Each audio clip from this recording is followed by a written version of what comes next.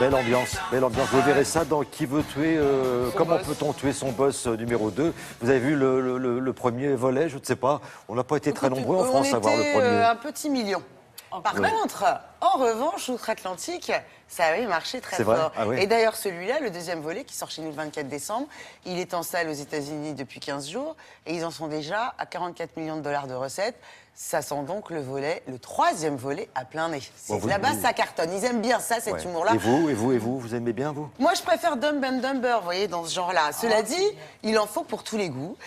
Il faut dire un mot du réalisateur que chez nous, en France, on ne connaît pas bien, Sean Anders, qui réalise le film. Donc, il avait réalisé La famille Miller, une famille en herbe, ça, c'était rigolo. Et c'est le scénariste de Dumb and Dumber.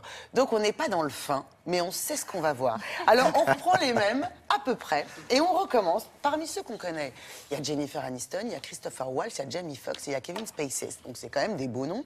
L'histoire reprend le bon vieux principe du premier volet, les trois copains qui ont des patrons qui les ennuient, hein, pour ne pas dire autre chose. Et donc, ils décident de monter leur propre affaire afin d'être leur propre boss. Tout se passe bien jusqu'au jour où l'un des investisseurs de leur boîte les retire le capital et les ruine par la même occasion. Et là, ils vont élaborer un plan complètement foireux, décider de kidnapper le fils de l'investisseur. Voilà, c'est ça ce qui se passe. Jennifer Aniston reprend son rôle, elle est drôle, de dentiste nymphomane.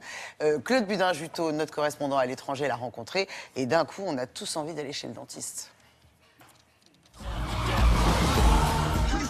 Texting my lady. I don't check in, she goes crazy.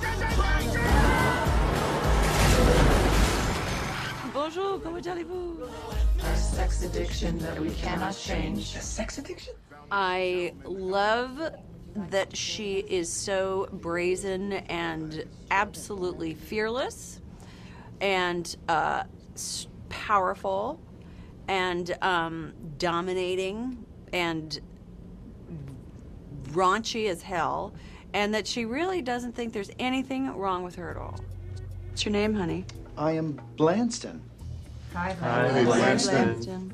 Hi. Well, it's nice to have some fresh blood in the group. Appreciate it. Fresh, cute blood. I love being able to play characters, go out on a limb and disappear, or be different aspects of yourself. When you're actors, you watch people and observe people, and you know, you're always collecting information in your head when you see some wonderful character walk into a restaurant or walk out of a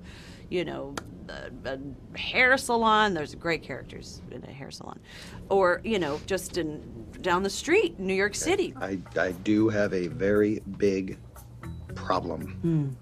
Just been hitting it hard. I've been hitting it hard. You know what I'm talking about. So your sexual addiction, it's homosexual in nature. My sex addiction is And I started in sketch comedy, so I always loved characters and mimicking people and all of that stuff, so it's fun. Every time I approach a part, a character, a role, you find the truth. You have to stem from the truth. So the comedy comes out of real life situation, and one is accessing one part of my brain, and another accesses another part of my brain. I've been keeping my eye on you.